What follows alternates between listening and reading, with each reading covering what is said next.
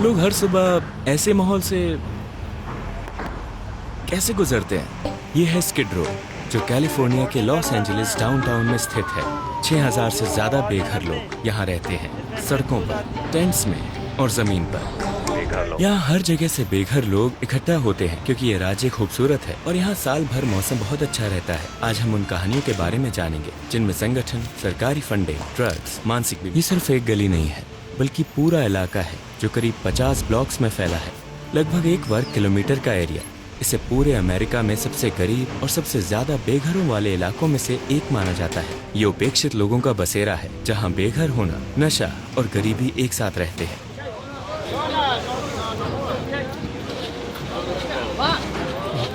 ये तो जैसे एक भूख की होड़ है, एकदम जानवरों जैसा व्यवहार लग रहा है। लोग ऐसे टूट पड़ते हैं जैसे उन्हें कई दिन से खाना ना मिला हो। ये पूरा माहौल ही अफरा तफरी का है। हाथ मारना, खींचना, झपटना, बस कुछ खाने को मिल जाए।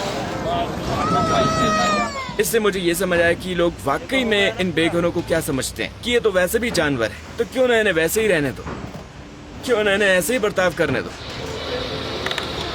यहाँ जो लोग रहते हैं वो सब नशेड़ी नहीं है। हर किसी की अपनी एक कहानी है। कुछ लोग वॉर वेटरन हैं जिन्हें युद्ध के बाद कोई सहारा नहीं मिला, दूसरे विश्व युद्ध, कोरिया युद्ध या फिर वियतनाम युद्ध के बाद अब वो यहाँ आ गए हैं। कुछ ऐसे हैं जो जेल से छूटे हैं, लेकिन उनके पास कहीं जाने की जगह नहीं थी। कुछ को नौकरी खोने या कर्ज में डूबने के बाद उनके घर से निकाल दिया गया। कुछ मानसिक बीमारी से जूझते हैं और उन्हें उनके परिवार या अस्पतालों ने छोड़ दिया।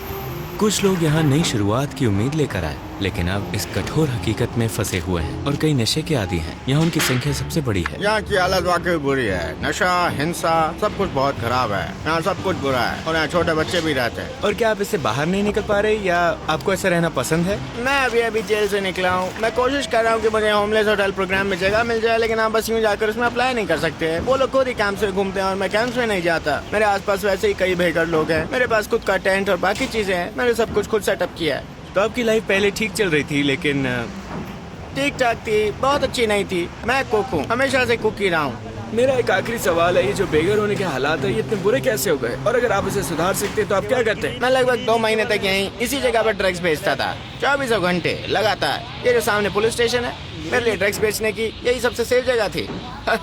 हाँ सच में, मैं यहीं क्रिस्टल ड्रग्स बेचा करता था, दिन के 24 घंटे। तो क्या आप अभी भी बेघर हैं या पहले थे? मैं पहले बेघर था, अभी मुझे अपना अपार्टमेंट मिला। तो आप इससे बाहर कैसे निकले? मतलब आपने खुद कुछ किया? मैं थक चुका था, थक के जीने से थक गया था। तो अगर आप सड़क से बाहर निकलना चाहो तो निकल सकते हो। वाकई में सड़कों से निकल सकते हो, यहाँ रहना जरूरी नहीं है। वो जो ऊंची सी बिल्डिंग है ना, वहाँ सामने उसके अंदर जाओ, 90 महीने का एक प्रोग्राम करो और फिर वो लोग तुम्हें पीछे वाली बिल्डिंग में शिफ्ट कर देंगे। तो लोग फिर भी नहीं जाते? नहीं, यही तो बता रहा हूँ मैं। अब तुम मेरी बात समझ रहे हो। सिर्फ किसी का शरीर, वो क्या कर रहे हैं और वो कैसे दिखते हैं ये मत देखो। यहाँ सब कुछ है भाई, सब माइंड सेट है। अगर तुम अभी किसी को भी पकड़ लो, कोई भी इंसान, और उनसे कहो पता है मैं तुम्हारे साथ हूँ, और दिमाग में सोचो अब मैं इसे ले जाऊंगा, इसे नहलाऊंगा, इसके लिए खाना लाऊंगा, कुछ खिलाऊंगा, फिर इसे किसी रहने की जगह पर रखूंगा। लेकिन अगर आप 1 हफ्ते बाद वापस लाएंगे तो उस अपार्टमेंट के बीचों बीच शायद फिर से एक टेंट होगा। ये सब दिमाग का खेल है। देखो, हर कोई किसी की जिंदगी संवारने और इसे यहाँ लाने की कोशिश कर रहा है। ठीक है, धन्यवाद। लेकिन जिन लोगों को आप वहाँ रहने भेजते हैं उनमें से ज्यादातर किराया नहीं दे पाते और फिर वापस बाहर आ जाते हैं। सोचिए, सिर्फ नहाने के लिए इन्होंने फायर पंप तोड़ दिया। लेकिन असली सवाल ये है, क्या ये ऑर्गेनाइजेशन समस्या का हल है या जैसा कुछ लोग कहते हैं ये खुद ही समस्या है? वीडियो के अंत तक जरूर बने रहिए। हम उस सबसे बड़ी ऑर्गेनाइजेशन से बात करेंगे जिसे सीधे अमेरिकी सरकार से फंडिंग मिलती है। तो आप कितने सालों से यहाँ बेघर हैं? करीब 15 महीने हो गए। 15 महीने? क्या कोई है जो आपको सड़क से निकालने में मदद कर रहा हो? मैंने हाउसिंग के लिए कुछ फॉर्म भरे हैं, लेकिन मैं उसके लिए एलिजिबल नहीं हूँ। ये सब काम और बेरोजगारी से जुड़ा है। सच में? हाँ, और इस वजह से मैं पिछले 15 महीनों से यहाँ फंसी हुई हूँ। तो आप यहीं फंस गई। ये कैथरीन है, ये पिछले 15 महीनों से बेघर होकर यहाँ रह रही हैं। ये घर चाहती है लेकिन मिल नहीं रहा, लेकिन इन्होंने अप्लाई किया है। अब मैं एक सीधा सवाल पूछूंगा, क्या आपको यहाँ सुरक्षित महसूस होता है? कभी कभी, हमेशा नहीं।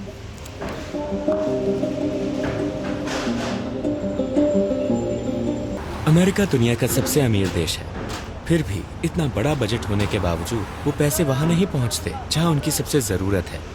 यहाँ हाउसिंग पॉलिसीज में भी काफ़ी भेदभाव है। फ्री और अच्छा हेल्थ केयर सिस्टम भी नहीं है। और कैपिटलिस्ट सिस्टम इतना ताकतवर है कि जो कमज़ोर हैं वो पीछे छूट जाते हैं। देखिए यहाँ कितने टेंट्स लगे हैं। और एक बात साफ दिखती है, यहाँ ज्यादा उम्मीद नहीं बची है। कई लोग कैलिफोर्निया आते हैं और यहीं फंस जाते हैं, फिर यहीं मर जाते हैं। तो उम्मीद बहुत कम है। बदकिस्मती से मदद भी उतनी नहीं मिलती। जैसा कि आप देख सकते हैं, यहाँ लोगों की लाइन है। ये लोग मिशन के बाहर हैं, उम्मीद कर रहे हैं कि आज रात अंदर जगह और खाना मिल जाए।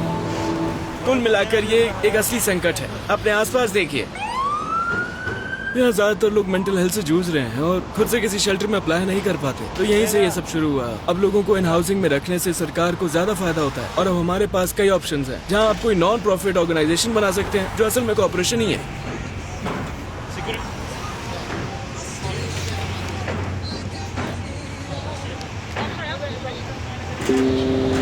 तो आप कितने समय से यहाँ सड़कों पर हैं?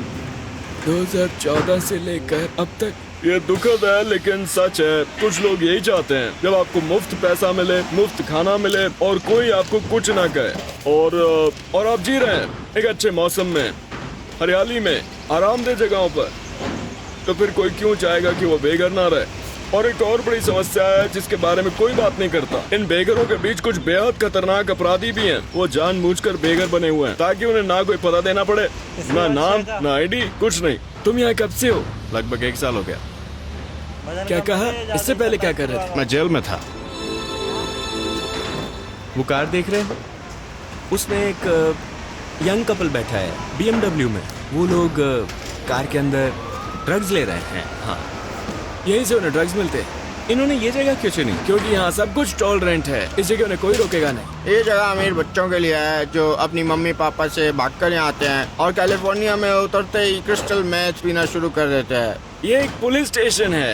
ये चारों तरफ से बेघर लोगों, ड्रग यूजर्स, अपराध और अफरा तफरी से घिरा हुआ है। इस कम्युनिटी में एक तरह की अराजकता फैली हुई है।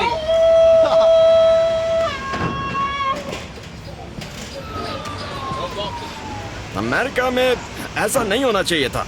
मेरे टैक्स का पैसा सीधा उनकी जेब में जाता है। सांसदों की, सेनेटर्स की, राष्ट्रपति की, मेयरों की। मैंने टैक्स दिया है। कैलिफोर्निया स्पेन और इटली से ज्यादा अमीर है, फिर भी लोग सड़कों पर सो रहे हैं। हाँ, और ये सब इन ऑर्गेनाइजेशंस के कारण। शायद आप बुरा माने, पर जरा सोचिए, ये तो कॉमन सेंस की बात है। अगर इतना पैसा मिल रहा है तो कौन चाहेगा कि समस्या सुलझ जाए? अब हम एक ऑर्गेनाइजेशन से मिलने जा रहे हैं। हाँ, ये लॉस एंजलिस की सबसे बड़ी बेघर लोगों की नॉन प्रॉफिट ऑर्गेनाइजेशंस में से एक है। हम जानना चाहते हैं कि ये संकट इतना बड़ा क्यों है। लोग हर सुबह ऐसे माहौल से कैसे गुजरते हैं? क्या ये खुला? यही वो ऑर्गेनाइजेशन है। अब हम इसे समझने के लिए अंदर जा रहे हैं। हमें अंदर शूट करने की इजाजत मिल गई है। हम अस्पताल नहीं है, लेकिन माहौल अस्पताल जैसा ही है। यहाँ बहुत बीमारियाँ हैं, इसलिए जब तक वो पक्का ना कर लें कि हम साफ सुथरे हैं, हमें अंदर आने की इजाजत नहीं होती। हर तरफ ड्रग्स और स्मोक है। यहाँ होने भर से ही नशा हो सकता है। और फिर हम मिले यहाँ के एक अफसर से। तो ये हमारा एजुकेशन सेंटर है। यहाँ कंप्यूटर है। हम यहाँ माइक्रोसॉफ्ट ऑफिस स्वीट सिखाते हैं। हमारे पास एक एजुकेशन कोऑर्डिनेटर है जो लोगों की उनकी ज़रूरत के हिसाब से मदद करता है। यहाँ म्यूजिक क्लासेस भी होती है।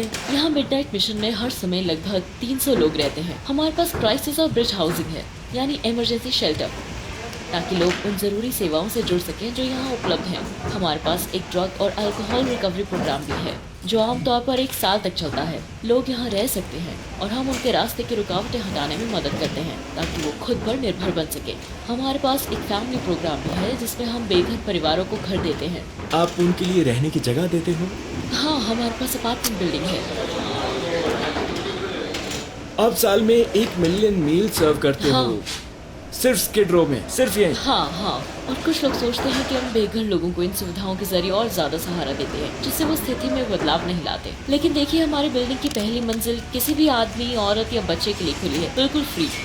भले ही लोग बेघर हैं, लेकिन उन्हें खाना, रहने की जगह और कपड़े मिलने चाहिए। सड़क पर जो कोई भी हो यहाँ आ सकता है? कोई भी। और असल में यहाँ जो खाना खा रहे हैं वो सिर्फ बेघर लोग नहीं हैं। इनमें वो लोग भी हैं जो इस कम्युनिटी में रहते हैं, जिन्हें हम करीब बेघर कह सकते हैं। उनके पास नौकरी होती है, अपना अपार्टमेंट होता है, ये लोग बिल्स भरते हैं, लेकिन सिर्फ खाना ही बहुत महंगा पड़ता है। यहाँ एक बार्बर शॉप भी है जो वॉलंटियर्स चलाते हैं। महिलाओं के लिए शेल्टर। स्किड रो में महिलाओं के लिए ये पहला शेल्टर था। हम सिर्फ सरकार की फंडिंग पर निर्भर नहीं है। हाँ, थोड़ा फंड लेते हैं, लेकिन हमारा असली फोकस लोगों की मदद पर है, पैसों पर नहीं। पता नहीं क्यों, लेकिन अभी सड़कों का माहौल कुछ टेंशन वाला लग रहा है। मुझे लगता है अगर आप इस पूरी समस्या की जड़ में जाएं, तो बेघरपन की असली वजह है अकेलापन। ये कम्युनिटी और परिवार से जुड़ाव का टूट जाना है। क्या इसका कोई असली हल नहीं है? मुझे नहीं लगता कि इसे हमेशा के लिए खत्म किया जा सकता है, लेकिन हाँ, हमें ज्यादा सेवाओं की जरूरत है। कोई एक चीज इसे ठीक नहीं कर सकती, बस हमें और ज्यादा करना होगा, क्योंकि हर दिन बेघर होने वालों की संख्या घर पाने वालों से ज्यादा है। सिस्टम काम नहीं कर रहा है। सस्ता housing system, mental health care system और जेल सिस्टम। आप बस $200 के साथ जेल से बाहर आते हो और किसी कोने में छोड़ दिए जाते हो। मतलब ठीक है, धन्यवाद। प्लीज अपनी पैंट पहन लीजिए। हाँ, ये लोग यहीं रहते हैं। इस फैसिलिटी में उन लोगों के लिए 300 बेड्स हैं जो ड्रग्स छोड़ना चाहते हैं।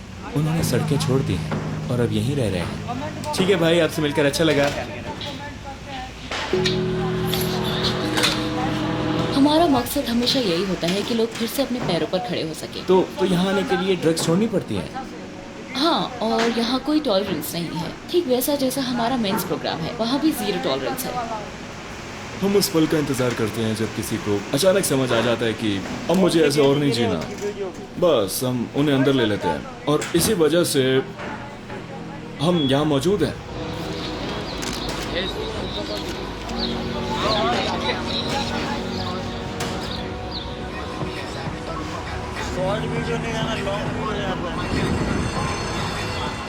फटे टेंट्स और गंदे फुटपाथों के बीच कई अनकही कहानियां छुपी हैं। एक चमकते शहर के दिल में कुछ के लिए रोशनी बिना किसी आवाज के बुझ गई। तुम किसी और देश या शहर जाना नहीं चाहते? मैं तो चाहता हूँ किसी और ग्रह पर चला जाऊँ। किसी और ग्रह पर? जैसे तुम ये डॉक्यूमेंट्री बना रहे हो, मैं ये सब हर दिन करता हूँ, लेकिन बिना कैमरा के। ये समस्या इतनी बड़ी कैसे हो गई? किसकी गलती है और इसे सुलझाएं कैसे? किसी और को मत दोष दो, खुद को देखो, समझे? तुम खुद ही अपनी किस्मत के मालिक हो, समझे?